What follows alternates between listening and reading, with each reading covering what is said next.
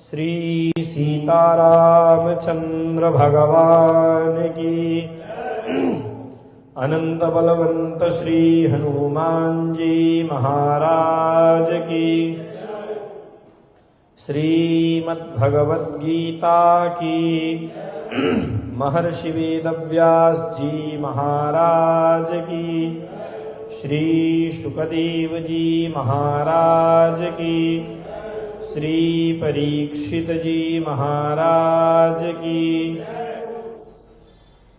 जगतगुरु स्वामी श्री रामानंदाचार्य जी महाराज की, समस्त पूर्वाचार्यों की, सब संतन की जय जय श्री सीताराम।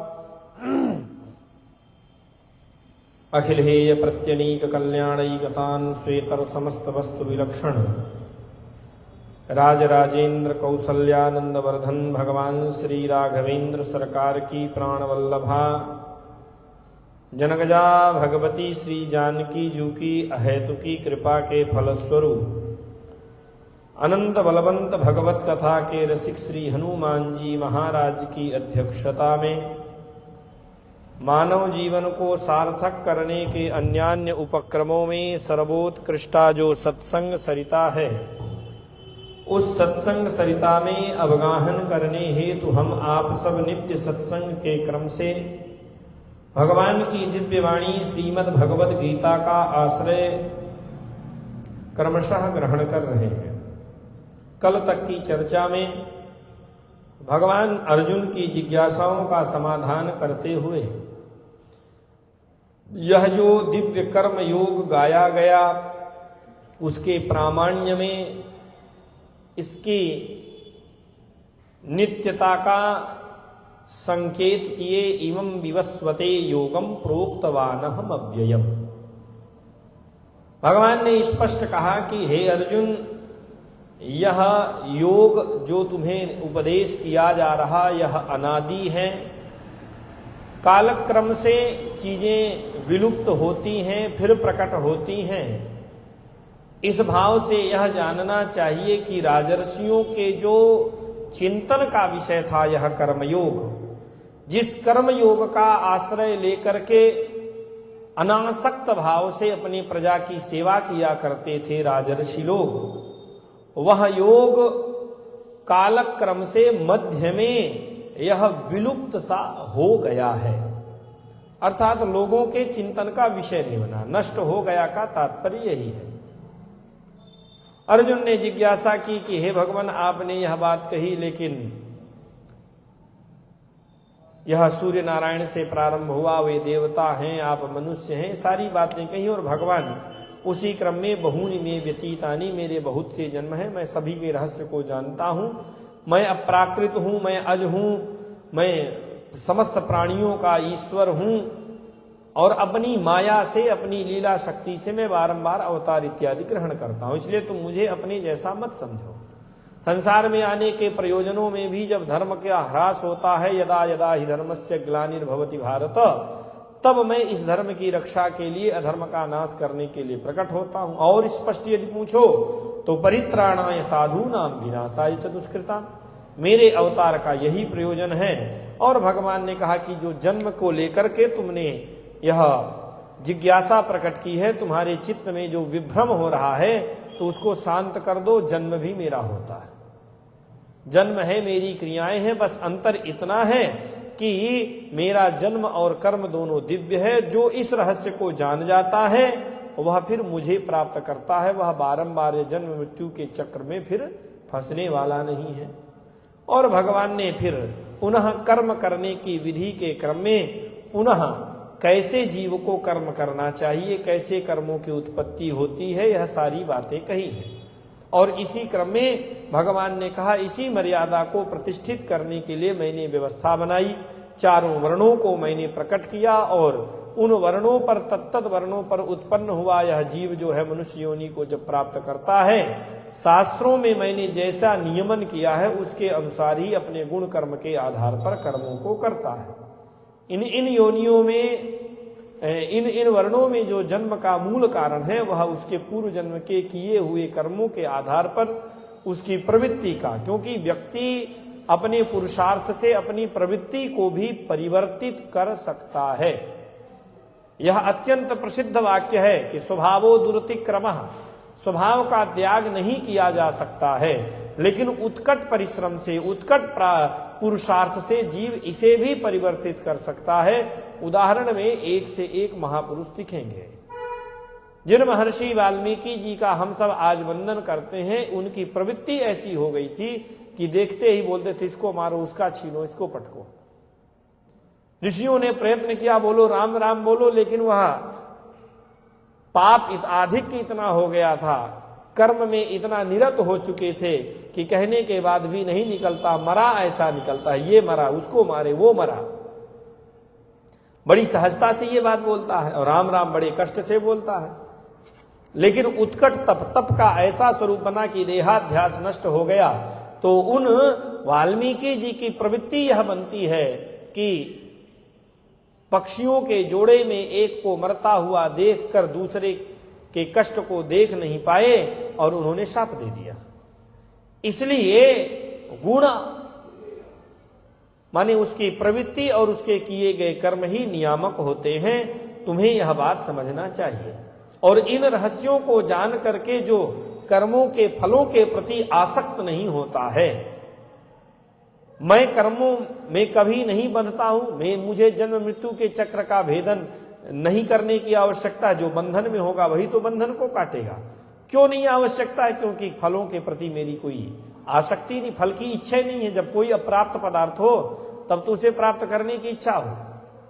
न मे कर्म फले स्पृहा, मेरी कर्म के फलों के प्रति कोई आसक्ति नहीं है, कोई मुझे इच्छा नहीं है, इसीलिए वह कर्मों मुझे बांध नहीं सकते। और जो इस रहस्य को जान करके इसी प्रवृत्ति से कर्मों को करता है वह भी बंधन में आने वाला नहीं है। भगवान ने बड़ी सुंदर बातें कही हैं कि मुमुक्षु पुरुषों के द्वारा भी इसी प्रकार का कर्म किया गया है। इसलिए तुम अपने पूर्वजों का, पूर्वाचार्यों का स्मरण करो। कुरु कर्मैव तस्मात् त्वं पूर्वैः पूर्वतरं कृतम्। कैसे करें? कह देने मात्र से हो जाएगा क्या? तब भगवान कह रहे हैं, किम कर्म किम करमेति कवयोप्यत्र मोहिताः तत्ते कर्म प्रवक्ष्यामि यज्ञात्वा मोक्षसे शुभान्। कर्म के रहस्य को जानना अत्यंत कठिन होता है। भागवत जी का स्मरण यदि करें तो इस पर बड़े विस्तार से चर्चा हो। एक ही कर्म एक व्यक्ति के लिए विधि होता है, वही कर्म एक व्यक्ति को पाप को बढ़ाने वाला है, तो वही कर्म किसी दूसरे व्यक्ति के लिए जिसमें उसका अधिकार नहीं है, एक व्यक्ति जो करने पर जीव के पुण्य को बढ़ाने वाला है, धर्म का स्वरूप बनेगा, वही दूसरे के लिए अधिकार नहीं होने पर अधर्म होगा, पाप का कारण बनेगा। बहुत सी ऐसी क्रियाएं बताई गई हैं। संध्या वंदन इत्यादि का नियमन जिनके लिए किया गया, वे यदि करें तो उन्हें प्रत्यवाय से वह संध्या कर्म बचाएगा, उन्हें दोष नहीं लगेगा। और अनधिकारी व्यक्ति जुट्ठे हम किसी से कम नहीं दिखाने के चक्कर में गए, 5 रुपया का जनेऊ मिलता है, टांग लिए, वैसे शुरू करने लगे, हम भी गायत्री मंत्र पढ़ेंगे, तो उसके प्रत्यवाय का कारण बनेगा। एक ही कर्म अधिकारी के भेद से। तो बहुत सी बातें ऐसी हैं, कौन सा कर्म करना चाहिए और किस कर्म को नहीं करना चाहिए, इस विषय में तो बड़े बड़े विद्वान मोहित हो जाते हैं। और आपने जिस कर्म के विषय में कहा, माने फलों की कामना को लेकर के नियमन कर पाना अत्यंत कठिन है कि क्या करें क्या न करें। आपने तो अनासक्त होकर के कर्म फल स्पृहा का त्याग पुरस्सर कर्म करने का जो संकेत किया, तो इसमें तो बड़ा कठिन है। आचार्य चरण कहते हैं कि मोक्ष भी आचरणीयम ईश्वराराधनात्मकम फलासक्ति वर्जितम कर्म किम, अर्थात कीदृशम। जो मोक्ष की इच्छा वाले हैं, जो भगवत प्रेम की कामना से कर्म कर रहे हैं, तो मुमुक्षु जनों के द्वारा आचरणीय जो भगवान की आराधना है, उस आराधना में फल की इच्छा का त्याग करते हुए जो कर्म करना है उसका स्वरूप क्या है, क्या उसमें विधि है, और किम अकर्म माने किस चीज का निषेध है, किससे हमें बचना है। यह बोध रहेगा तभी तो कुछ कर सकते हैं। अकर्म कर्मांग भूतम कर्मानुष्ठानम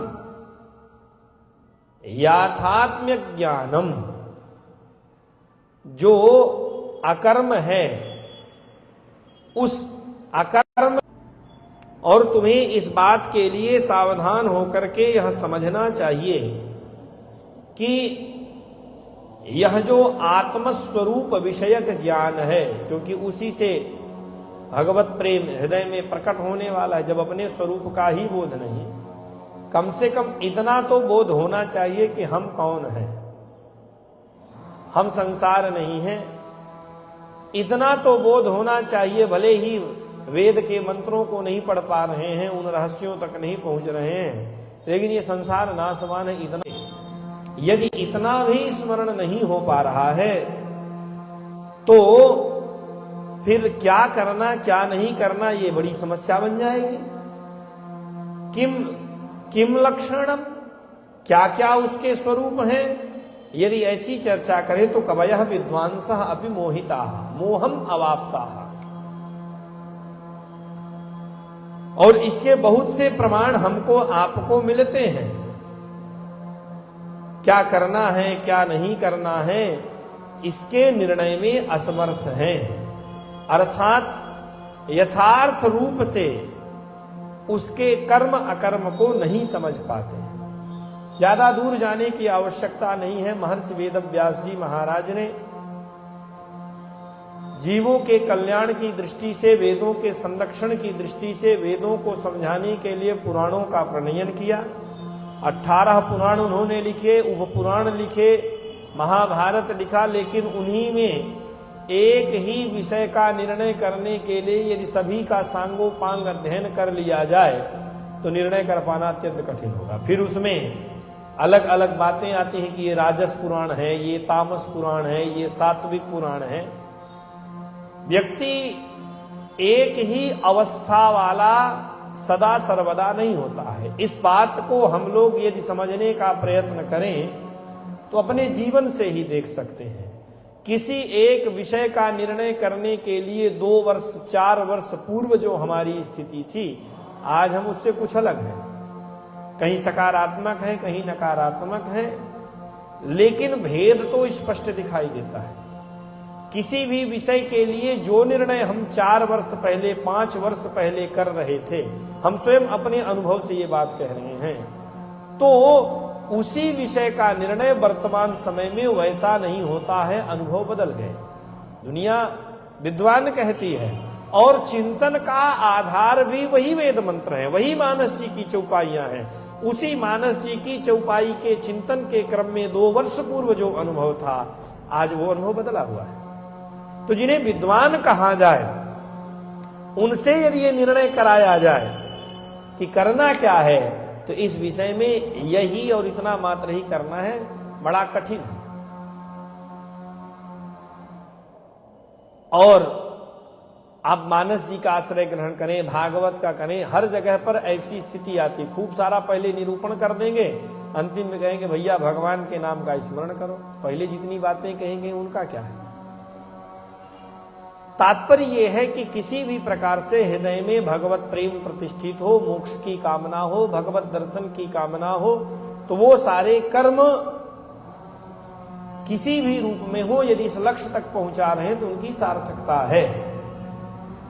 तो किसी भी महापुरुष के वचनों का आश्रय ग्रहण करते हुए यदि हम आगे बढ़ें तो जिन्हें विद्वान कहते हैं तो उनके द्वारा भी निर्णय कर पाना अत्यंत कठिन है, जिन्हें विद्वान कहा जाता है। वर्तमान समय में इतना श्रवण का जो साधन उपलब्ध है, इतनी कथाएं लोग सुन रहे हैं, जितने लोगों को सुनते हैं उतने प्रकार की बातें आती हैं और उसमें और अधिक मोहित हो जाते हैं। तो श्रोता वक्ता दोनों मोहित होते हैं। क्या करें क्या न करें, इस विषय पर जिन्हें विद्वान कहा जाता है वो लोग भी मोहित होते हैं।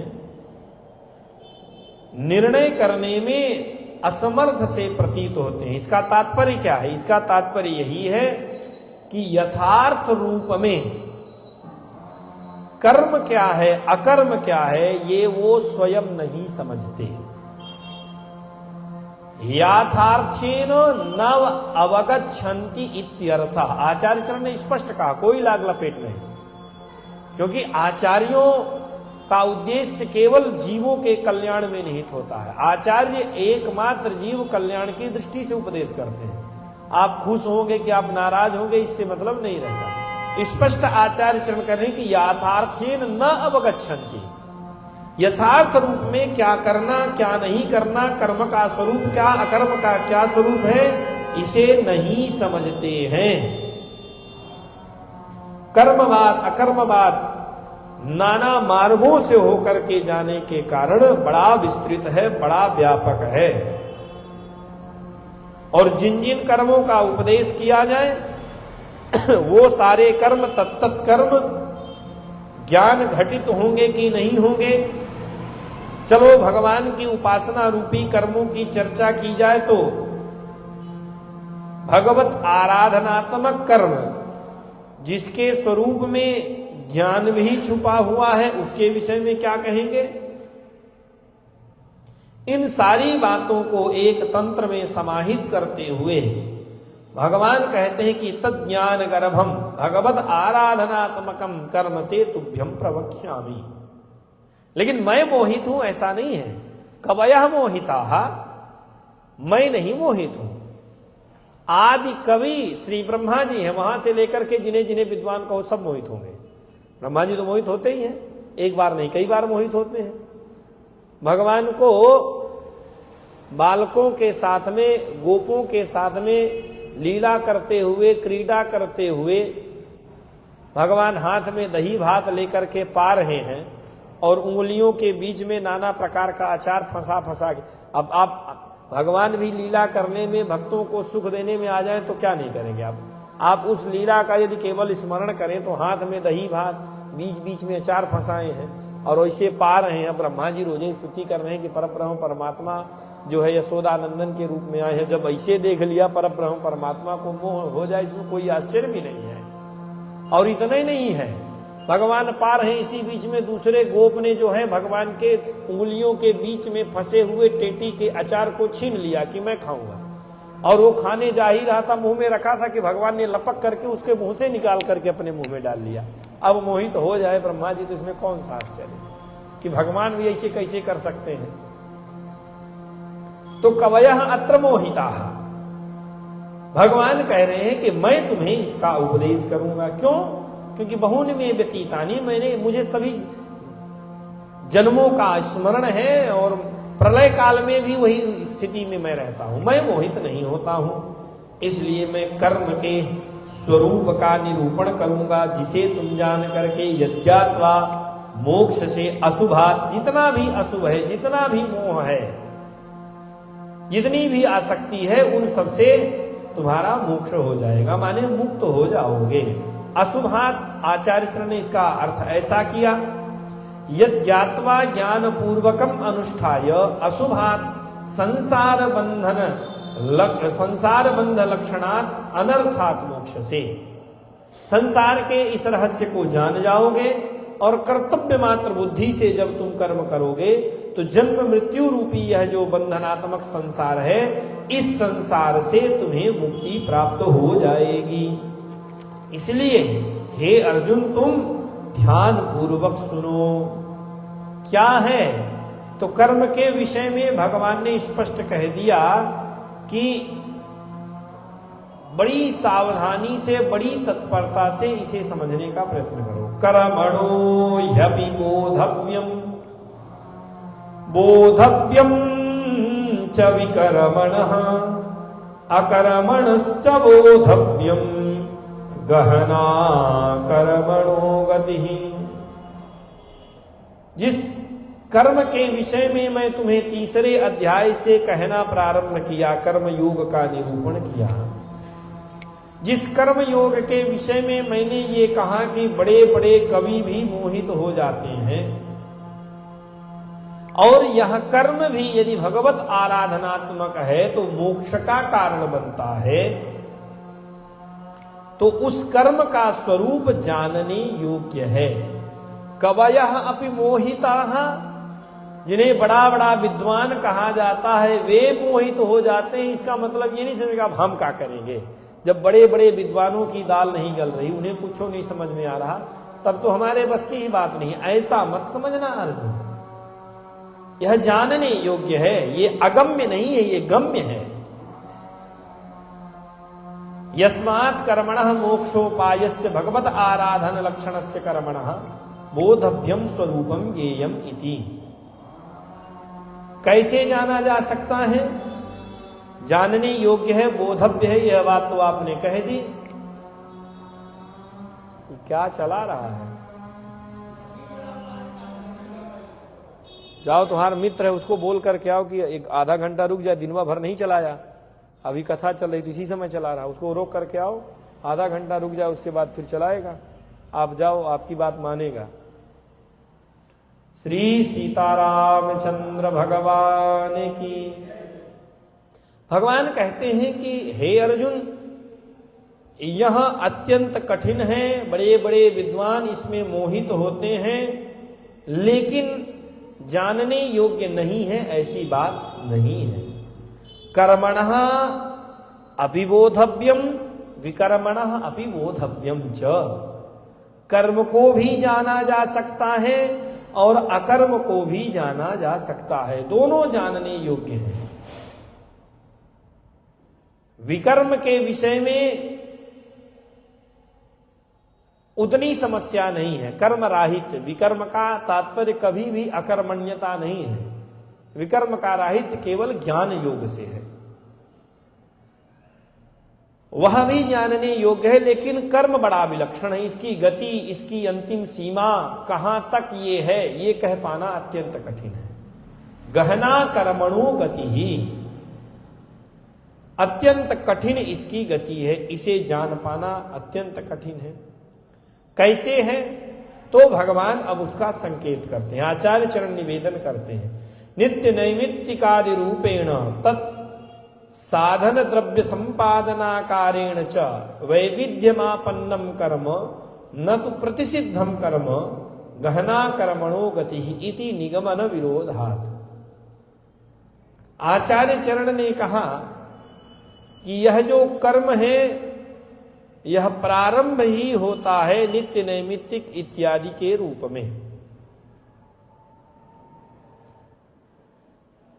शास्त्र के द्वारा विहित जितने भी कर्म कहे गए वह सब कर्म होंगे, और शास्त्र के द्वारा जितने निषिद्ध कर्म कहे गए, प्रतिषिद्ध कर्म कहे गए, वे विकर्म होंगे, ऐसा भी एक पक्ष कहते हैं। इस रूप में निषिद्धात्मक और विधि के रूप में जो कर्म कहा गया उसको आचार्य चरण कहते हैं कि विकर्म और कर्म दोनों जानने योग्य है। आगे कर्म की गति का प्रकार जो कहा जाएगा उसी के विषय में आचार्य ने यह बात कही कि जानने योग्य है, लेकिन नित्य कर्म के रूप में, नैमित्तिक कर्म के रूप में, और फिर नित्य में भी आपाततः जिनसे आपको कोई छूट नहीं है ऐसे कर्मों के विषय में, नैमित्तिक कर्मों के रूप में भी कुछ ऐसे कर्म होंगे जो आपको करना ही होगा, कुछ में आपकी इच्छा होगी। तो ये सारे कर्म जो हैं इनका इतना अधिक विस्तार है, इतने अधिक व्यापक ये कर्म हैं कि उनकी इयत्ता को जाना नहीं जा सकता।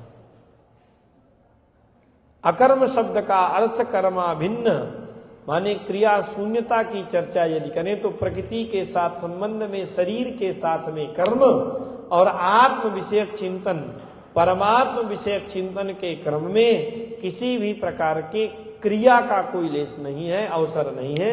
इस रूप में अकर्म की चर्चा भी कुछ लोगों ने की। तो दोनों रूपों में भगवत आराधनात्मक कर्मों को करते हुए क्रियात्मक कर्मों को भी जानना संभव है, और चिंतनात्मक बैठ करके शांत चित्त से क्रिया शून्य होकर के भगवत चिंतन करते हुए भगवान के स्वरूप को जानने के क्रम में यह भी जानना, कर्म और अकर्म दोनों जाने जा सकते हैं, ज्ञातव्य हैं। हाँ, अत्यंत कठिन है, इसका संकेत आचार्य चरण ने यह किया कि अपने परंपरा प्राप्त आचार्यों की चरण सन्निधि का आश्रय ग्रहण करते हुए गुरु और शास्त्रों का अवलंबन जिन्होंने ग्रहण नहीं किया है, जो सत्संग रहित हैं, ऐसे लोगों के द्वारा दुर्विज्ञेय है, ऐसे लोगों के द्वारा जानना अत्यंत कठिन है। इस प्रकार से यहां पर दोनों के विषय में स्पष्ट रूप से यह बात कही। आगे आचार्य चरण कहते हैं कि यस्य सर्वे समारंभा काम संकल्प वर्जिता ज्ञानानिदग्ध करमाणम तमाहु पंडितम बुधाः। जिसने, यस्य माने जिसके, सर्वे समारंभा काम संकल्प वर्जिता, जिसके समस्त कर्म काम संकल्प वर्जित है, माने कामनाओं इच्छाओं से रहित है, संकल्प शून्य है, केवल शास्त्र आज्ञा से कर्तव्य बुद्धि से जो कर्म कर रहा है उस साधक के द्वारा किए गए कर्मों का फल भी कोई नहीं बनता है। ज्ञानाग्नि दग्ध कर्माणम, ज्ञान रूपी अग्नि के द्वारा दग्ध उस जीव के कर्मों के फल हो जाएंगे, न उनसे पुण्य होगा न पाप होगा। और ऐसे व्यक्ति को ही विद्वान लोग पंडित कहते हैं, माने जो अनासक्त होकर के, संकल्प शून्य होकर के, फलाभिसंधि रहित होकर के जो कर्म करता है वास्तव में वही पंडित है। यस्य सर्वे समारंभाः, जिसकी सारी इच्छाएं संकल्प रहित होती हैं। अच्छा, इसके पहले का श्लोक पेज के साथ पलट गया। भगवान ने कहा कि दोनों की गति को जान पाना अत्यंत कठिन है। कैसे कठिन है, तो उसके विषय में फिर कहते हैं कि कैसे जानेंगे। तो कर्मण्य कर्म यह पश्येद कर्मणि च कर्म यह सबुद्धिमान मनुष्येषु सयुक्तः कृत्स्न कर्मकृत। कर्मणि अकर्म यह पश्येद, जो पुरुष कर्म में अकर्म और अकर्मणि यह कर्म पश्येद। तो कर्म शब्द के द्वारा यहां पर कर्म योग ही कहा गया, और अकर्म के द्वारा आत्मज्ञान विषयक चिंतन कहा गया। कर्म, विकर्म और अकर्म, तीन चीजों का चिंतन यहां पर चल रहा है। और प्रारंभ में भगवान ने इसके भेद को दिखाया है, और यहां पर कहते हैं कि मनुष्यों में बुद्धिमान वही है और उसके किए गए कर्म उसी के सार्थक हैं, जो करता तो सभी कर्मों को है, जो शास्त्र विहित कर्म है, लेकिन उन कर्मों में कभी भी आसक्त नहीं होता है। मोक्ष विषयक इच्छा वाला जो पुरुष है नित्य नैमित्तिक कर्म योग में करते हुए भी आसक्त नहीं होता है, और उनको करते हुए आत्म विषयक चिंतन, परमात्म विषयक चिंतन करता रहता। तो कर्मणि अकर्म यह पश्येद, माने कर्मों को करते हुए ज्ञान निष्ठा में संपन्न रहता है, भगवत चिंतन करता रहता है। यह इसका तात्पर्य हुआ। संध्या वंदन इत्यादि कर्मों को करेगा, शास्त्र की आज्ञा है। लेकिन उनको सबको करते हुए भगवान श्री सीतारामचंद्र देवता प्रियतान्न मम, हमारा कर्तव्य है, हमने किया। गायत्री मंत्र का भी चिंतन करेगा तो अनुसंधान करते हुए अपनी गुरु परंपरा के द्वारा इसमें धियो यो नः प्रचोदयात के क्रम में दिव्य तेज संपन्न संपूर्ण तेज के कारणभूत सूर्य मंडल मध्यस्थम रामम सीता समन्वितम के रूप में श्री सीताराम जी का ही अंतर्यामी रूप से संपूर्ण तेज का कारण जान करके चिंतन करेगा। वैसे ही प्रत्येक क्रियाओं के विषय में समझना चाहिए। तो अकर्म कर्मणि अकर्म यह पश्येत, माने कर्म करते हुए चिंतन में जो प्रतिष्ठित रहेगा और केवल चिंतन में ही नहीं रहेगा, भगवत चिंतन करते हुए भगवत सेवा में, भगवत आराधना में, भगवत कैंकर्य में कभी पीछे नहीं हटेगा। चिंतन तो उसका भगवत विषय रहेगा, लेकिन सेवा में कभी पीछे नहीं हटेगा, कर्म को वह करता ही रहेगा। ऐसा जो व्यक्ति कर्म करता है, ऐसा जो चिंतन करता है, तो वह ज्ञान निष्ठा संपन्न भी होता है और कर्म योग का त्याग भी नहीं करता है। वास्तव में उसी बुद्धिमान मनुष्य को लोगों ने ज्ञानी कहा है। सह मनुष्येषु बुद्धिमान, वह मनुष्यों में बुद्धिमान है। और इस वृत्ति से, माने कर्म तो करता है भगवत आज्ञा मान करके, शास्त्राज्ञा मान के, लेकिन कभी आसक्त नहीं होता, भगवत चिंतन में निमग्न रहता है। तो इस प्रकार से सभी कामनाओं से रहित, समस्त प्रकार के संकल्पों से रहित जो जीव है, उस जीव की यह जो चिंतनात्मक क्रिया में प्रवृत्ति है, माने भगवत चिंतन करते हुए जो कर्मों में लगा रहता है, उसके सारे संकल्प नष्ट हो जाते हैं, उसकी कामनाएं नष्ट हो जाती हैं। और यह जो चिंतन है, यह जो चिंतन माने ज्ञान, यह जो ज्ञानाग्नि है, उस ज्ञानाग्नि के द्वारा उसके सारे कर्म नष्ट हो जाते हैं। और जब सब कर्म नष्ट हो गए तो वह शुद्ध हो गया, वह निर्मल हो गया। और निर्मल होकर के सभी बुद्धिमानों के बीच में बुधाहा तम पंडितम आहुहु, पंडित इस शब्द के द्वारा व्यवहृत होता है। भगवान ने आगे कहा, त्यक्त्वा कर्म फलासंगम नित्य तृप्तो निराश्रयः कर्मण्यभिप्रवृत्तोऽपि नैव किंचित करोति सः। त्यक्त्वा कर्म फलासंगम, तो जब इस प्रकार से नित्य निरंतर भगवत चिंतन में निमग्न रहेगा, तो अब जब कोई कामना नहीं रह गई, जिसकी कामना न हो उसी को ही तो तृप्त कहते हैं। पंगत में बैठे हैं और बढ़िया बढ़िया पकवान कोई फेर रहा हो तो व्यक्ति तभी मना करता, नहीं भैया अब तो पेट भर गया, अब हम तृप्त हो गए, तभी नहीं खाएंगे। यदि तृप्त नहीं हुए हैं तब तो पेट भरने के बाद वो खाते रहेंगे, भले बाद में बीमार हो जाए। तृप्ति बहुत अपेक्षित है। कई बार व्यवहार किया जाता, पेट भर गया लेकिन मन नहीं भरा, थोड़ा देर बाद पालेंगे, दे दो हम अभी रख लेते हैं। तो मानी ये इच्छा है। जो निराश्रय है वही नित्य तृप्त है। त्यक्त्वा कर्म फलासंगम, कर्म फल की आसक्ति का त्याग करके नित्य तृप्तः, कुत्र तृप्तः, कहा भगवत चिंतन हमेशा करता रहता है, भगवत प्रेम में निमग्न है, अब उसे किसी चीज की आवश्यकता और अपेक्षा नहीं है, आत्मा में तृप्त है।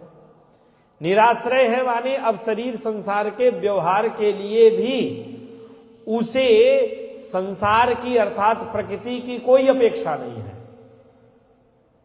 प्रकृति के आश्रित वो नहीं है। कर्मणि अभिप्रवृत्तोपि नैव किंचित करोति सः, लोगों की दृष्टि में वह कर्म करता हुआ दिखाई देता है, भली भांति प्रवृत्त है, पूरे मनोयोग से करता हुआ दिखाई देता है, लेकिन फिर भी वो कुछ नहीं करता। कुछ नहीं करता माने किए गए कर्मों का फल उसे भोगना नहीं पड़ता है।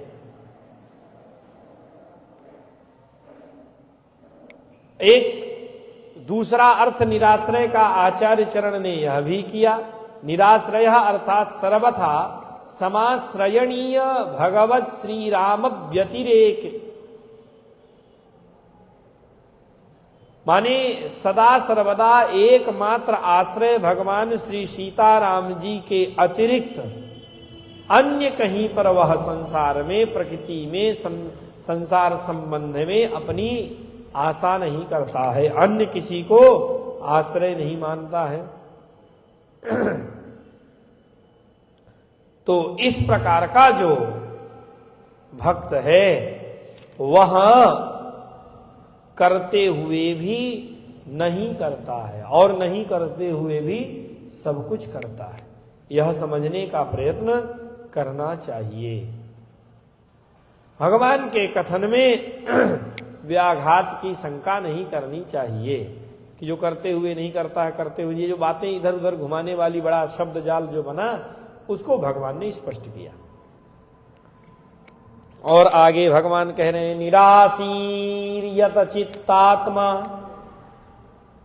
त्यक्त सर्व परिग्रह शारीरम केवलम कर्म कुर्वन्नाप्नोति किल्बिषम। आशा रहित निराशी ही यतचित्तात्मा, फलासक्ति का त्याग करके, फल की आशा का त्याग करके यावत काल पर्यंत जीवन है तावत काल पर्यंत अपने चित्त और अपनी आत्मा को सब प्रकार के परिग्रहों से शून्य करके त्यक्त सर्व परिग्रह, केवल शरीर संबंध व्यवहार के लिए शारीरम केवलम कर्म कुर्वन आपनोति किल्बिषम, शरीर संबंध मात्र के लिए अपेक्षित जो कर्म है उतरे मात्र कर्म को करते हुए पुनः ये उसी क्षेत्र में न चले जाए। पाप संसार को प्राप्त नहीं होगा, उस मार्ग की ओर नहीं जाएगा। निर्गत फलाभिसंधि माने जिसकी सारी इच्छाएं कर्मों के प्रति जो फल होना चाहिए उनसे जो शून्य हो चुका है, चित्त और मन को जीत चुका है। यद चित्त मनाह,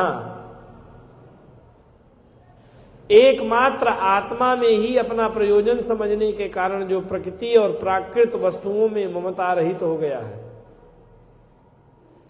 ऐसे पुरुष के लिए बात कही जा रही है कि ऐसा पुरुष जीवन भर केवल शरीर संबंधी कर्म करता है, पाप को, संसार को प्राप्त नहीं होता। तात्पर्य यह है कि ज्ञान निष्ठा के व्यवधान से रहित केवल इस प्रकार के कर्मयोग से ही वह आत्मा का दर्शन कर लेता है। ये विधि है, यानी स्वस्वरूप का उसे बोध इसी से होता है। कर्म का जो ज्ञान स्वरूप है, कर्म की जो ज्ञानकारता है, ज्ञानाकारता है, वह उसको प्राप्त करता है। आशाएं निर्गतः आशीषः, निर्गता आशीषः यस्मात् स निराशी फलकांक्षा शून्य। चित्त और आत्मा जिसकी, उसे चित्त और आत्मा एक ही जगह पर जिसकी लगी हो उसे यद चित्तात्मा कहते हैं। जिस व्यक्ति ने अपने अंतःकरण, मन और बाह्यकरण, चक्षुरादिक 5 ज्ञानेन्द्रियां, वाग इंद्री, कर्मेंद्री को अपने अधीन में कर लिया है, जो त्यक्त है, सर्व परिग्रह है, उससे माने क्या संगण करना है, क्या छोड़ना है, इन सबसे जो परे है, और अपनी इंद्रियों को अपनी इस उपासना के द्वारा जिसने नियंत्रित कर लिया है, समस्त भोगों का त्याग कर दिया, परित्यक्त समकृत होगा उनके साधनों को, और जो भगवत सुख को एकमात्र सुख मानता है, भगवत सुखैक प्रयोजनवत इत्यर्थः, यदृच्छा लाभ संतुष्टों के क्रम में केवलम शरीरम शरीर धारणार्थम एव कर्म कुर्वन्नपि किल्बिषम संसारम न अपना अवाप्नोति। कहा कि यह जो बात कही गई इसके क्रम में आचार्य चरण ने कहा कि भगवत सुखैक प्रयोजन, एकमात्र भगवत सुख को केंद्र में रखकर भगवत सुख की कामना से जब यह कर्म का स्वरूप बनेगा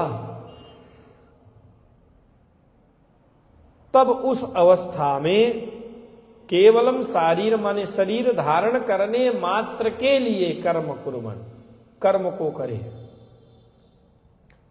अब ये थोड़ा सा अभी तक का चिंतन था, उससे ऊपर की बात है कि कर्म तो करना है, लेकिन भगवत सुख के अतिरिक्त अन्य कोई कामना नहीं है। तो उसी कामना से शरीर को स्थिर रखने के लिए, शरीर धारण मात्र के लिए कर्म की यह जो चर्चा की गई। अब आगे के क्रम में कहते हैं कि यद्दिच्छा लाभ संतुष्टो द्वंद्वातीतो विमत्सरः समः सिद्धावसिद्धौ च कृत्वापि न निबध्यते। यद्रिच्छा माने स्वेच्छया, लाभ से संतुष्ट, द्वंद्व से रहित, मत्सरता का संकल्प भी कभी न हो, विचार न आवे, सिद्धि असिद्धि में समान हो, इस प्रकार की स्थिति वाला जो मनुष्य होता है, जो पुरुष होता है, वह कर्म करके भी बंधन में पड़ता नहीं है।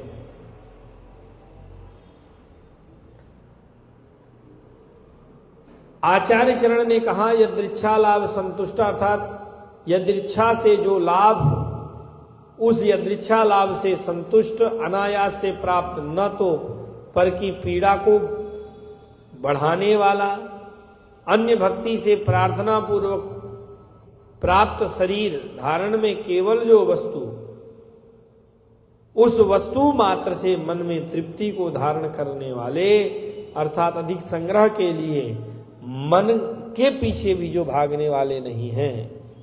मनोज्ञ माने मनः जानाति, इस दृष्टि से मन के संकल्पों के लिए भी जो प्रयत्न नहीं करता, प्रवृत्ति नहीं करता, द्वंद्व से रहित है, शीतोष्ण इत्यादि इन सब को सहन करने वाला है। विमत्सर माने मेरे कर्म के निमित्त से ही मेरा अनिष्ट है, इस प्रकार का जो निश्चय है, और इस निश्चय से संपन्न, मात्सर्य इत्यादि दोषों से रहित, समभाव को प्राप्त हुआ, अर्थात निर्विकार, सभी प्रकार के विकार से रहित जो पुरुष, अर्थात स्वकीय प्रारब्ध कर्म का जो कार्य है, लाभालाभ, उसमें मन के वैषम्य भाव को नहीं प्राप्त करने वाला पुरुष, कर्म कौन ही, यह इस प्रकार की चर्चा आचार्य चरण ने यहां पर की है। अपने प्रारब्ध का जो कर्म है, उस कर्म के अनुरूप जो कार्य प्राप्त हो रहा है, उसके, अब देखिए कितनी माने पूरी कड़ी जुड़ी है कि अपना जो प्रारब्ध, उससे शरीर प्राप्त हुआ, उस प्रारब्ध का फल भोगने के लिए शरीर से कर्म होगा, और उस कर्म को करने के बाद लाभ अथवा हानि के रूप में फल की प्राप्ति होगी। तो जब वो फल की प्राप्ति होगी तब वैषम्य भाव को प्राप्त ना हो, वह मुंह न सकोड़े, एकदम शांत चित्त बना रहे। ऐसे पुरुष के द्वारा जब कर्म किए जाते हैं, तब अनेक प्रकार के कर्म करने पर भी वह निबद्ध नहीं होता, संसार गति को प्राप्त नहीं करता। अर्थात यह जो क्रियमाण कर्म है, जिस प्रकार के कर्म की हम लोगों ने चर्चा की, वह मुक्ति रूप को ही उद्भासित करने वाला होता है, प्रकट करने वाला होता है, उत्पादित करने वाला है, न कि संसार गति को प्राप्त कराने वाला होता है। और भी इसके आगे कहते हैं कि गत संगस्य मुक्तस्य ज्ञानावस्थित चेतसः यज्ञायाचरतः कर्म समग्रम प्रविलीयते। गत संग माने आसक्ति, हमने पहले भी खूब निवेदन किया, जिसकी आसक्ति नष्ट हो चुकी है, आसक्ति रही, जो मुक्त है, समस्त प्रकार के परिग्रहों का जिसने त्याग कर दिया है, ज्ञानावस्थित चेत सह, आत्मज्ञान में स्थित है चित्त जिसका, ऐसे चित्त वाले यज्ञायाचरतः कर्म, यज्ञ के लिए आचरित जो कर्म है, यज्ञ के लिए जो कर्माचरण है, इन समस्त प्रकार के कर्मों को करने वाले पुरुष के कर्म पूर्णतया विलीन हो जाते हैं। जब वो कर्म बचे तब उससे पाप और पुण्य बचेगा। तब उस अवस्था में आपको तदनुरूप क्रिया के प्रति चिंतन करना है। जो गतसंग माने क्रियमाण जो शास्त्र विहित कर्म है, अग्निहोत्र है, भगवत भजन है, उस कर्म में और तादृश कर्म से जाने वाला जो स्वर्गादिक शुभाशुभ फल है, उस फल के कर्म और तत्फल में आसक्ति, इसका चिंतन करना चाहिए। जो मुक्त हैं अर्थात गृह, पुत्र, कलत्र आदि इन बाह्य वस्तुओं में शरीर इंद्रिय का बोझ ढोते हुए अंतर पदार्थ में आसक्ति है, और ज्ञानावस्थित चित्त है, परमानंद भगवान श्री हरि के चरणों में समर्पित है, उस स्मरण का रक्षण, उस स्मरण के द्वारा ही, उस स्मरण का विषयीभूत परमात्मा महापुरुष में अत्र स्थित है। मन जिनका ऐसा हो साधक विशेष, जैसे साधक से परम पुरुष के प्रीति योग माने प्रीति प्रयोजक, प्रेम प्रयोजक किया हुआ जो कर्म, वैसा आचरण करने वाला जो पुरुष है, ऐसे पुरुष का समग्र कृष्ण अनादिकाल से जो संचित किया हुआ दुख है, उस दुख का, दुख जनक अन्य इत्यादि के अभाव के क्रम में सभी कर्म भगवान के साक्षात्कार होने से नष्ट हो जाते हैं। अर्जनम भवबीजानाम अर्जनम सुख संपदाम, तर्जनम यमदूतानाम श्री राम रामेति गर्जनम, यमदूतानाम तर्जनम भवबीजानाम भर्जनम सुख संपदाम। तो इस प्रकार से यह जो बात कही गई, तो भगवान नाम से समस्त प्रकार के पातकों का जैसे नाश हो जाए, भगवान के साक्षात्कार होने से नाश यदि नाश होता है तो इसमें कोई आश्चर्य की बात नहीं। अपितु वनाग्नि दग्ध क्षेत्र बीज नेत्रांकुर का जनक न होकर कदली कांड का जनक होता है। और उसी प्रकार से यह जो मूल विषय है, इस मूल विषय में प्रकृति में भगवत प्रीत्यर्थ, भगवत की अनुकूलता के क्रम में जो क्रियमाण संसार फल है, दुख रूप है, उस दुख रूपी संसार के अंकुर को विनष्ट करके ज्ञान से फिर से उत्पादित नहीं होने के योग्य मोक्ष विषयक नित्य फल, मोक्ष रूप नित्य फल को प्राप्त करने की विद्या, और वह कर्म के रूप में हो सकती है, कर्म के रूप में हो सकती है। भगवान ने बड़ी सुंदर बात कही समझाते हुए कि हे अर्जुन, एक मूल मंत्र तुम मस्तिष्क में बैठा दो। यह संपूर्ण जो संसार दिखाई दे रहा है, ये पूरा यज्ञ ही चल रहा है। जब ठान करके बैठते हैं ध्वजारोहण करके, तभी होता है, ऐसी बात नहीं है। ब्रह्मार्पणम ब्रह्म हविर ब्रह्माग्नौ ब्रह्मणाहुतम ब्रह्मैव तेन गंतव्यम ब्रह्म कर्म समाधिना।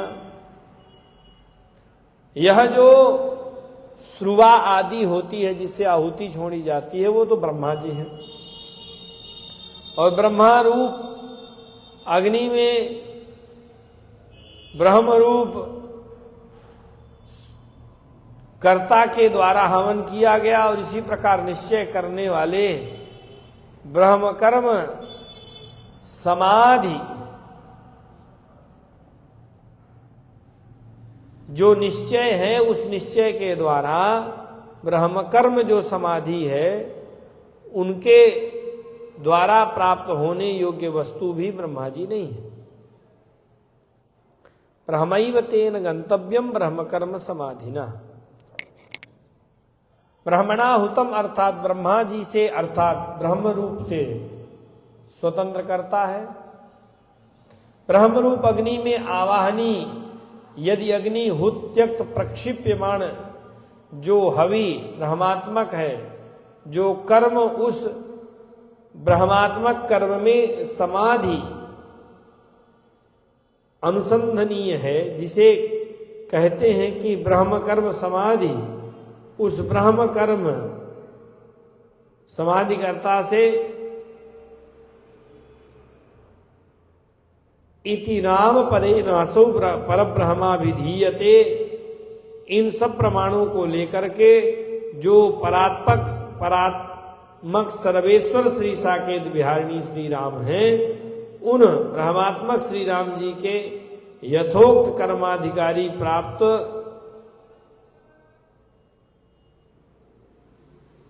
और अनित्य स्वर्गादि फल को प्राप्त करते हैं।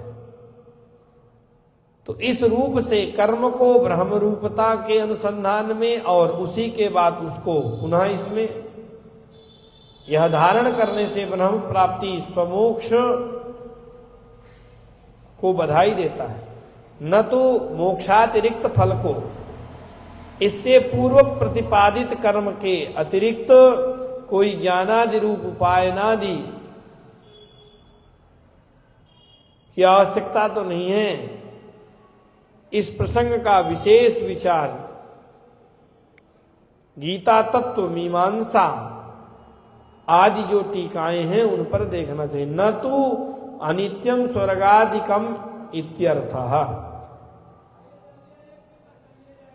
और यह जो ब्रह्म ही अर्पण करने के लिए श्रुवा है, ब्रह्म ही हवि है, जिस साधन से करना वो ब्रह्म है, उस साधन में रख करके जिस साकल्य से करना वो भी है, वही अग्नि है।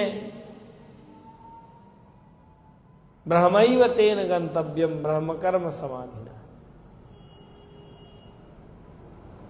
तेन गंतव्यम ब्रह्म कर्म समाधिना।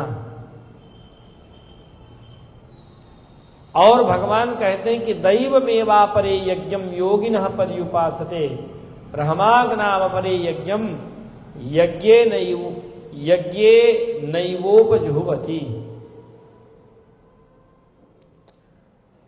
अपरे देवम योगिनः उपासते।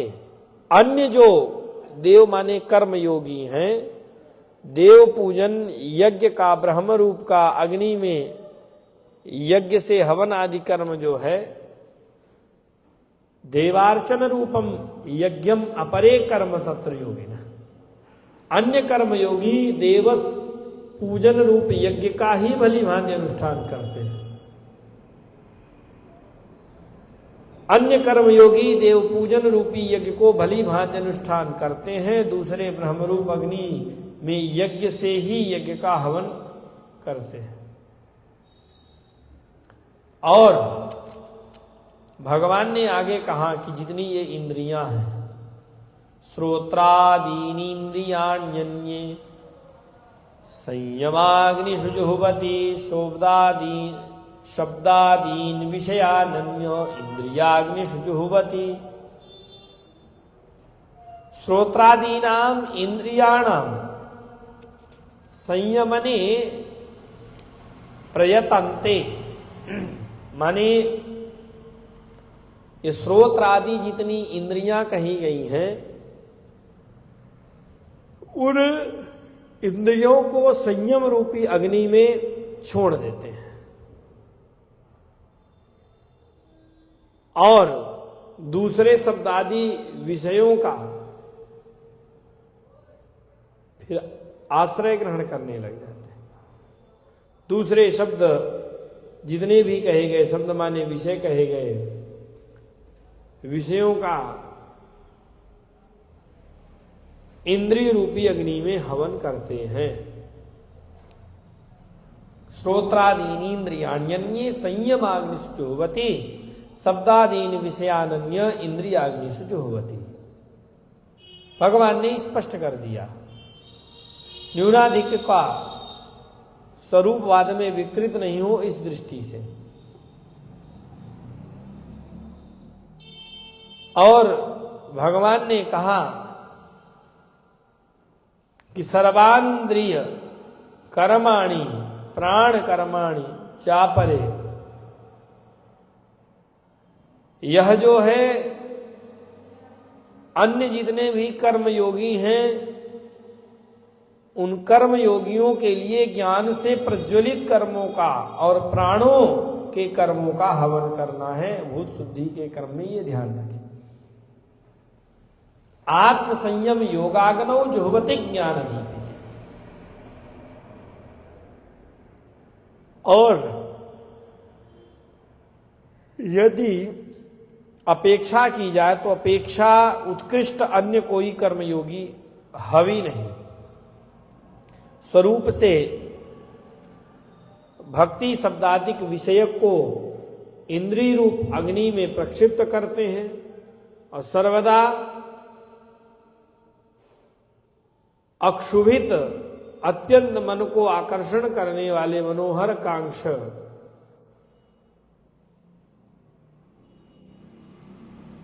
और ये लोग भी इंद्रिय संयम को ही कहते हैं। इन लोगों का यही वैलक्षण्य है। कोई तो इंद्रिय रूपी हविष का त्याग करते हैं संयम रूपी अग्नि में, और जो कोई शब्दादिक विषय रूप हवि का त्याग करते हैं तो इंद्रिय रूपी अग्नि में।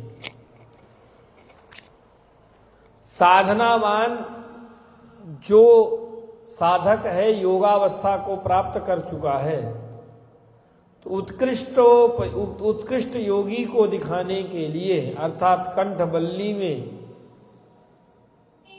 कहा है इंद्रियेभ्यः पराह्यर्थ, इंद्रियों की अपेक्षा यह मन अत्यंत कठिन है। मन की अपेक्षा बुद्धि अत्यंत कठिन है। तो भगवान ने स्पष्ट यह बात कही है कि सर्वाणि इंद्रिय कर्माणि प्राण कर्मणि चापरे आत्म संयम योगाग्नो जुह्वति ज्ञान दीपिते।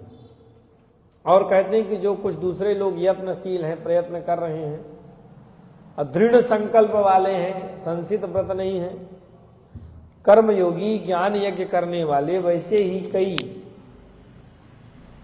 व्रतादि रूप तप यज्ञ करने वाले, कोई योग तीर्थ सेवन रूप यज्ञ करने वाले हैं, कोई दूसरे कई स्वाध्याय वेदाध्ययन रूपी करने वाले हैं, कोई ज्ञान यज्ञ भागवत इत्यादि करने वाले हैं। तो वेदाध्ययन और ज्ञान यज्ञ का अनुष्ठान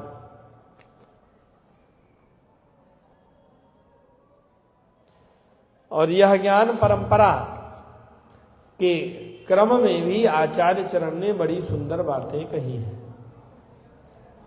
कि इस प्रकरण में 12 प्रकार का यज्ञ कहा गया।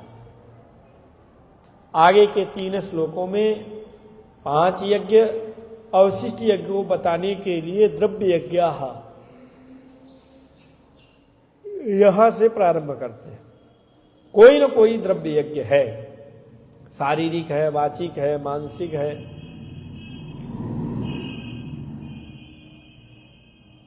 और आचार्य चरण ने गो ब्राह्मण गुरुदेव अतिथि इनके समान सत्पात्र भेद देश काल में जो विनियोग किया जाए उसे द्रव्य कहते हैं। ऐसे ही कहीं कर दिया जाए उसे द्रव्य नहीं कहेंगे। यज्ञाधिकारी तपो यज्ञ, तो यह बात कहे चांद्रायण कृच्छ चांद्रायण शास्त्रोक्त आदि उपवास के द्वारा अपने आप को तपाए, जिनका वह तपोयज्ञ है, तपस्या करने वाले, फलाहार करने वाले, भूमि पर शयन करने वाले, यह सारी बातें आचार्य चरण ने यहां पर कही और कहा कि स्वाध्याय ज्ञान यज्ञास्यो यतयः संसित व्रता। जो लोग स्वाध्याय और ज्ञान यज्ञ का अनुष्ठान करने वाले हैं वो सामान्य नहीं है।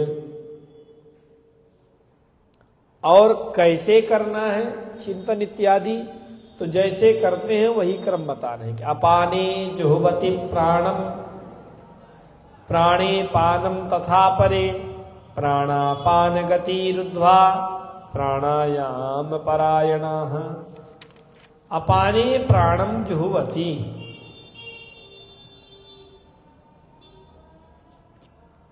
पहले स्वयं में अपान और दूसरे अपान का प्राण और अन्य कई प्राण अपान की गति को रोक कर प्राणों का प्राणों में हवन करते हैं, ऐसी बात।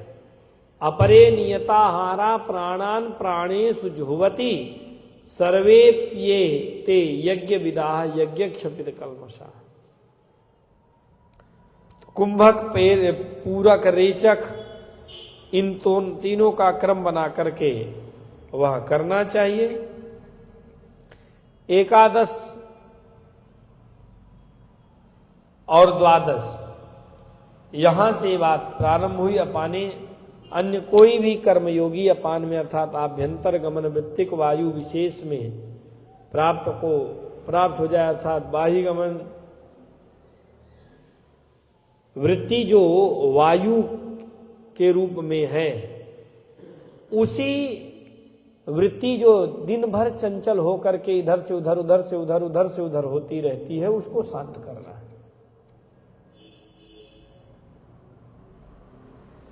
प्रयत्न पूर्वक एकीकरण करके स्थापित करते हैं। ऐसा करने से रेचक नामक प्राणायाम होता है, रोक लेते हैं और प्राण तथा अपान वायु की वृत्ति को रोककर ऊर्ध्व संचरण लक्षण प्राण वायु गति और अंधा संचरण रूप अपान वायु की गति को माधव स्थान में, मध्य स्थान में, मध्य के स्थान में, हृदय में प्रतिष्ठित करके जो कर्मयोगी प्राणायाम में निरंतर रत रहेगा, तत्पर रहेगा, वह पूरक, रेचक, कुंभक नामक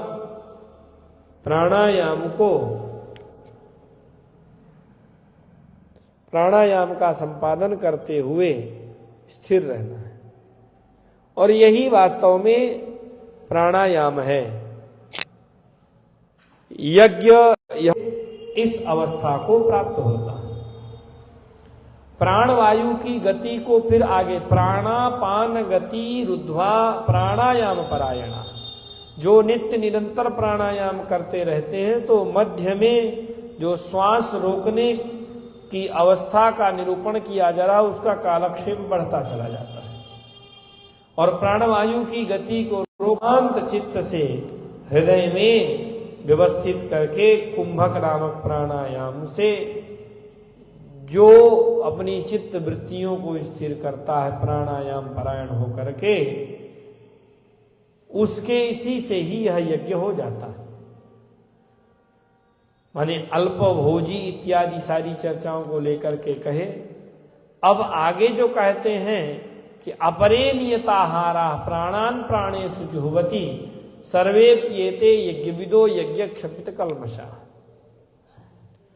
अन्य कई नियत माने एक लिमिट में थोड़ा सा पाने वाले नियत आहार, अल्पोपहार, प्राणायाम परायण पुरुष प्राण का अपान में, दूसरे अपान का प्राण में और अन्य कई जगह अपान की गति को रोककर प्राणों का प्राण में ही हवन कर देते हैं। और इसी प्राणायाम के द्वारा चित्त वृत्ति को स्थिर करने की बातें कही गई। प्रातः आरभ्य सायं पर्यंत, और इनसे ही चित्त वृत्ति स्थिर होती है। प्रातः आरभ्य सायं पर्यंत का भी तात्पर्य संध्या काल में, उपासना काल में, भोजन के बाद में इतने बार प्राणायाम करना है, फिर सायंकाल में, फिर रात्रि के भजन में। अपरे नियताहाराः, भगवान ने यहां से जो दूसरे लोग हैं उदर के 2 भाग को अन्न के द्वारा पूर्ण करे, 4 भाग में बांट करके, माने आधे पेट भोजन करना है, जिसको प्राणायाम के द्वारा अपनी चित्त वृत्तियों को स्थिर करना है। तृतीय अंश को जल से पूरा करें और चतुर्थ अंश खाली रख देना चाहिए साधक को, कि जो वायु है उसका गमनागमन बना रहे। अब ये नहीं कि एकदम पाते पाते जो है एकदम सांस लेना जब वो हो जाए तब नहीं। अर्ध नियत आहार के क्रम में आचार्य चरण ने यह बात कही है। और माने आधा पेट खा करके आधा उसका बचा हुआ 4 में करके जो 1 भाग में जल और 1 खाली रखना है। परिमित आहार, परिमित आहार के बाद उसमें भी जो नियत माने निर्धारित है उसका एक क्रम ऐसा कहा कि जो निषिद्ध अन्न है उन निषिद्ध अन्नों के त्याग के सही। निषिद्ध अन्न के क्रम में स्पष्ट रूप से लहसुन, पलांडु, गृंजन आदि जो प्रतिषिद्ध आहार है उसको छोड़कर हविष्यान्न, हविष्यान्न का तात्पर्य देवता को समर्पित करके देवता के संबंध से अवशिष्ट जो बचा हुआ है उस ही अन्न को ग्रहण करने वाला, उसे छोड़ करके अन्य अन्न का ग्रहण न करे। शुद्धाहार, प्रमाण परिमित आहार वाला जो प्रबुद्ध है, इंद्रिय विशिष्ट सभी प्राण को प्राणायाम प्रक्रिया से वश में करके जो अपनी चित्त वृत्तियों को स्थिर करते हैं, उन्हीं लोगों का यह जो यहां का प्रकरण है, इस प्रकरण में 12 प्रकार के यज्ञ जो क्रियात्मक कहे गए, जिनमें से एक प्राणायाम की चर्चा की गई, उसमें प्राण को प्रतिष्ठापित करने की बात करते हैं। और योग रूपी यज्ञ के द्वारा योग के अंग के रूप में भी प्राणायाम है। उस प्राणायाम की अपेक्षा अभी जो चर्चा की गई इस प्रकार का, माने आधे पेट का भोजन, आधे बचे हुए 1 भाग में जल और उतना छोड़ करके, और भगवत उपासना की बुद्धि से निषिद्ध कर्मों का त्याग करते हुए एक, और दूसरा हविष्यान्न बुद्धि से अन्न ग्रहण करने की बात। ये विशिष्ट हैं। और यह योग का, योग यज्ञ से पार्थक्य निर्देश का निरोध किसे कहते हैं तो कहा चित्त वृत्ति के निरोध को योग कहते हैं। उस योग का यम नियम, आसन, प्राणायाम, प्रत्याहार, धारणा, ध्यान, समाधि, ये 8 अंग है। और योग यज्ञ में योग का जो अंग रूप प्राणायाम है, इसी से सारी चीजें प्रारंभ होती हैं। इसीलिए कह रहे हैं बारंबार कि अपरे नियतारा प्राणान प्राणे सुजुहवती। अरे अतिरिक्त प्राणायाम यज्ञ का कथन करना निरर्थक अथवा सार्थक, इस विषय में उस भेद को स्पष्ट करते हुए जो 12 भेद कहे गए उसके विषय की चर्चा थी। योग यज्ञ के अंतर्गत प्राणायाम का जो अनुष्ठान है वह अंग है, और यहाँ प्राणायाम का जो अनुष्ठान होता है वह विशेष रूप से होता है। इसलिए योग यज्ञ से अतिरिक्त प्राणायाम यज्ञ का प्रतिपादन स्वतंत्र किया, और नैष्काम कर्म का उपदेश करते हुए भी इस विषय को अलग से रखा। और यही बात आगे और स्पष्ट करते हैं, जिसकी चर्चा हम लोगों ने पूर्व में की, कि नियत आहार के क्रम में कितनी मात्रा में पाना है, और फिर जब पाना है तो निषिद्ध पदार्थों का त्याग करते हुए इन पदार्थों को पाना है। यज्ञ शिष्टामृत भुजो यान्ति ब्रह्म सनातनम नायम लोकोस्ति अयज्ञस्य कुतोन्यः कुरु सत्तम। हे अर्जुन, यज्ञ से बचे हुए यज्ञ शिष्ट भगवत संबंधी प्रसाद बुद्धि से जो पाता है तो अमृत भुज उसको कहे। वह अन्न नहीं खाता है, वह अमृत ग्रहण करता है, वह कर्मयोगी। और इससे क्या होता, कहा इतने मात्र से ही सनातनम ब्रह्म यान्ति, सनातन ब्रह्म को प्राप्त करता है। हे अर्जुन, यज्ञ रहित पुरुष का यही लोक नहीं है, माने जो यज्ञ संबंध हो करके अपने जीवन का यापन करता है, तस्य कृते अयम लोकः नास्ति, उसके लिए करने योग्य कर्म कोई नहीं रहता है। यज्ञ रहित पुरुष का यही लोक नहीं है। तब दूसरे माने मोक्ष की बात ही कहां से की जाए। जो यज्ञ शिष्ट हैं वे अमृत पाते हैं, भगवान के दिव्य लोक को जाते हैं। भगवान के रहने के 14 स्थानों का निरूपण करते हुए महर्षि वाल्मीकि ने तो संकेत किया था। अब यज्ञ शिष्ट से तात्पर्य केवल अन्न से नहीं, व्यवहार मात्र को एक तंत्रेण समाहित करते हुए ये बात कही गई कि तुम्हें निवेदित भोजन कहीं संकेत करते हुए यज्ञ शिष्ट की ही चर्चा की गई। और कहा कि जो यज्ञ शिष्ट नहीं है तो यज्ञ रहित पुरुष के लिए, माने भगवत संबंध से रहित, भगवान को समर्पित किए बिना जो ग्रहण करने की बात हो तो उसके लिए लोक हइये नहीं है। तो फिर ब्रह्म इत्यादि लोकों की तो फिर चर्चा ही छोड़ दो, फिर वो उन्हीं योनियों को जाएगा जहां पर स्वेच्छाचार से भक्षा भक्ष का कोई नियमन उसके लिए नहीं रहेगा। इसलिए बड़े सावधान होकर के इस कर्म योग में जीव को प्रतिष्ठित होना चाहिए, इसका स्वरूप है।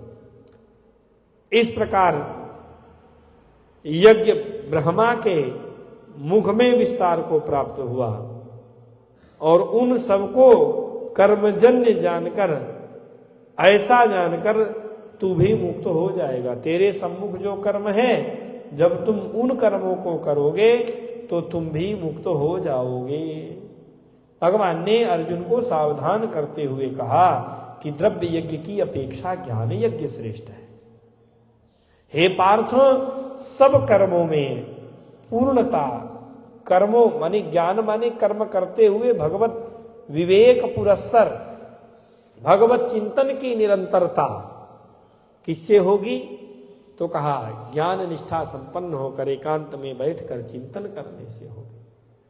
इसलिए पहले तो कर्म योग का निरूपण करते हुए कर्म संन्यास में प्रतिष्ठित किए। अब कर्म संन्यास के बाद ज्ञान योग का निरूपण करके ज्ञान संन्यास में भी प्रतिष्ठित करेंगे। भगवान वही कहते हैं कि तद विद्धि प्रणिपातेन परिप्रश्नेन सेवया उपदेक्षन्ति ज्ञानम ज्ञानिनस् तत्वदर्शिना।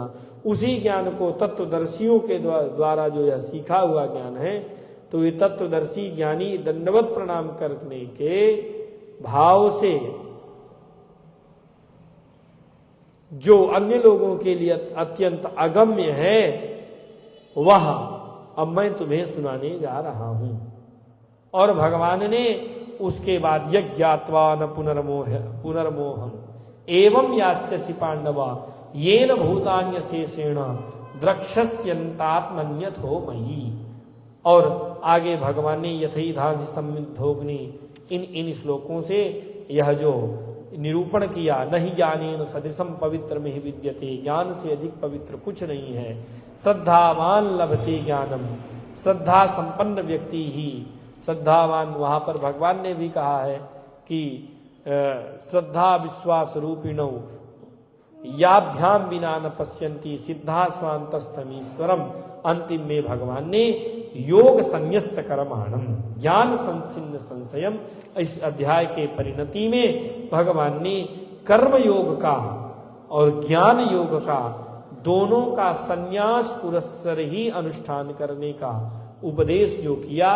अब बची हुई बात आगे के सत्र में, आज की चर्चा का यहीं पर विश्राम।